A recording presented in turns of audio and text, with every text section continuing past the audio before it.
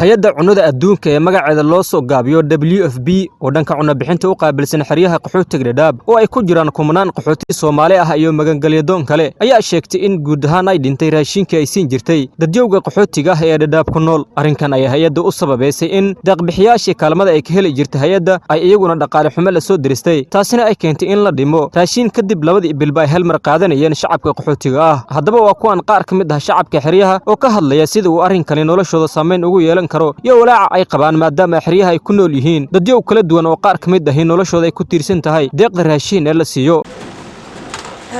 والله وحنا أركا آدم وحنا وأنا أرجمي وبلادنا كأرجمي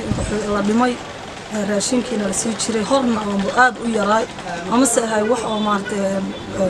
يراي ومركب هراء حاول محلي شري مسجد محلي شري اسكاب يراي أنا قصدي سيداس هنا ومسكين قمنا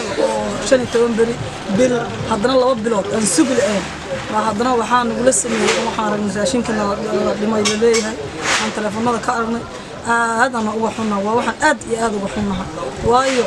waxa bulshada qaxootiga hadanahay xiriyaha qaxootiga ku nool anaga waxaan sugnaa ilaahay weyna waxa ka sugnaa qaasatan waxaan sugnaa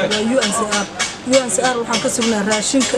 iyo sida biyaha nolosha ilaahay baa nolol laga sugaa nolosha waxaan ugu fadhinaa waa UNCR raashinka aan uga fadhino waxaan ina yaraadeen waa meesha uu hadda saa maqan awal raashin uu saas yaraay oo aad noogu yaraay oo labada bil aan aad ma tasugu u dhadharuuna u yarayna u yaray haddana waxa la raashinku aad u sii yaray noloshoodu waa dhimasho ku dhawaanay dhimasho dadkaas ku dhawaanay dad awal markii hore la ciiray oo ya Allah ku sugaayay maxaa laba shubkaas labada bilood sugaayay oo goormo soo gali doona bishii meeqay maray bishii meeqtii kale meeqay maray dhahay oo haddana intii laga sii goostay oo la leeyahay haddana intii la sii gooyay dadkaas waa dad inay dhimasho ay qarka u saaran yihiin way waxay qarka ugu saareen awalba markii hore misirta yarta iyo bariiska yarka iska yaryareynayo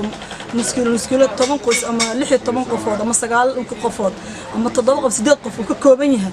oo asaguba laba bilood isku reereebay wixii haddana la sii jaray ninkaas dhimasho qarka u saareen qaxootiga hadda waxay u saaran yihiin hadii raashinkii la kala dhimay markaan dhimasho iyo caato iyo macluula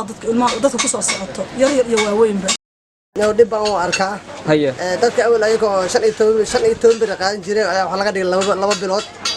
ayadoo laba bilood laga dhigay haddana waxaa jira cudur la dhahayo coronavirus oo shaqo la'aan dhibaato xagga qaxootiga ay ku soo korortay ayadoo waliba aan meel kale loo safri karin oo coronavirus iyo cudurkaas uu imaaday haddana laba bilood laga dhigay labada bilood haddana raashinka la sii yareeyay raashinka la yareeyay waxaa dhib ku qaba dadka boonoleyda ah oo raashinka boonada ku qaadanaya oo magaalada shaqo ka helaynin oo coronavirus iyo wax walba waa adduunka xiray marka dhibkaas jira dhibkaas hay'adda in ay ka fiirsato ayaa fiican hay'adda inay ka fiirsato fiican dhibaato weyn ay dareemaan dad waxay ku nool yihiin bambajokola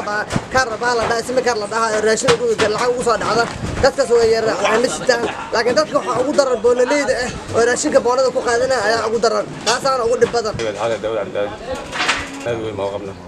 haya sababtoo ayay ma ku noolay anaga raashin ma xaqaan dawladda bismarisiin wala jaro marka qaxooti waxa kale oo haysta wax kale oo haysta marka hore dhiban waxaan ku qabnay laba bilood oo raashin la bixinay abar waxaan ka jirnay 15 raashin ku waajibay hadda laba bilood ayaan laba bilood waxaan qaana garan hal garan inta dawladda jira qaana oo aan kala qof bilaad marka adii oo garan waxaan jiray 3 kiilo waxaan jiray laga sii jaro مشان أغاني العقل مركز وقلنا قالك المسك وقت سنة قحوتية اللي وليت في السيسية هذه اللي جرب يباتون هو وانجلنا إنه أدى هالشيء إنه يجر هالشيء إنه الدور شيء تنقل من المساعدين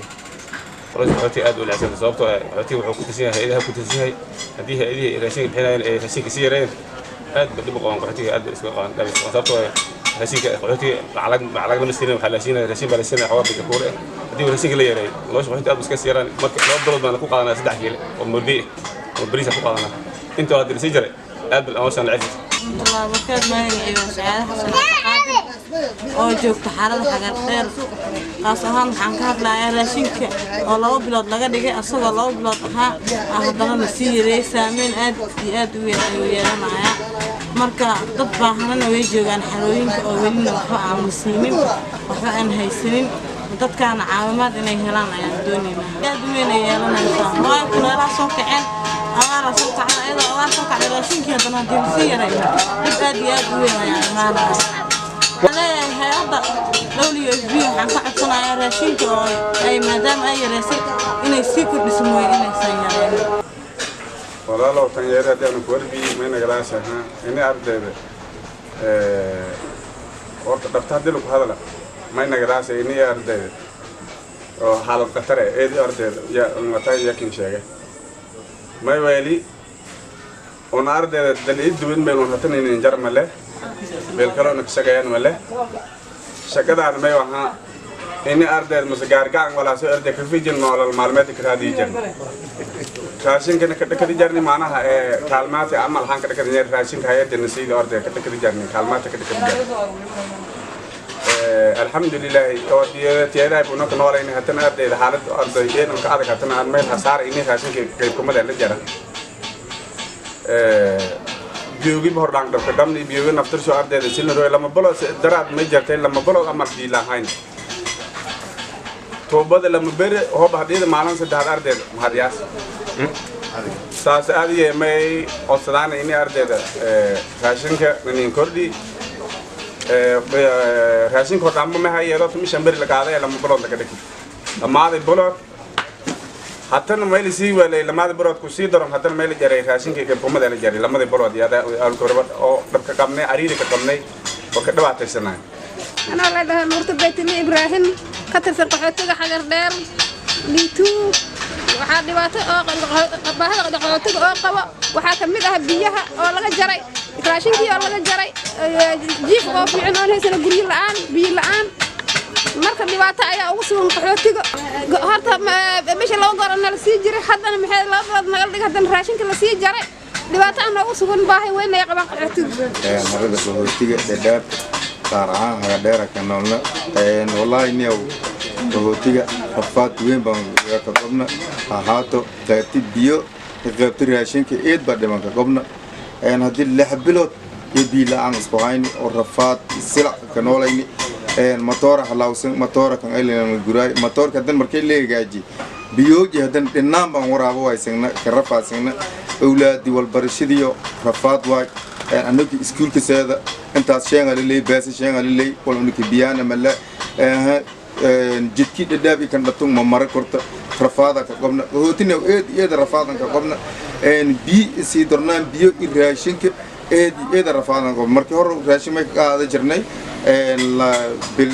tumishan bir raashin qaada jirnay way boodi balala ka dhiki wal boodi lama bilooda la ka dhiki tan iyo markii cudurka safmarka ah ee COVID-19 uu ka dilaacay caalamka isla markaana uu soo gaaray xiriyaha qaxootiga Dadaab waxa uu hoos u dhac ku yimid gargaarkii dadka qaxootiga ah ay ka heli jireen hay'adaha samafalka ah ee ka howlgala xiriyaha qaxootiga Dadaab oo iyaguna sheegeen dhaqaale yare ay soo wajahday waxaana tani saameyn ku yeelatay nolosha qaxootiga oo badi ku nool kaalmada hay'adaha ay siiyaan Aadan Cabdi Macallim 5 Somali TV xiriyaha qaxootiga Dadaab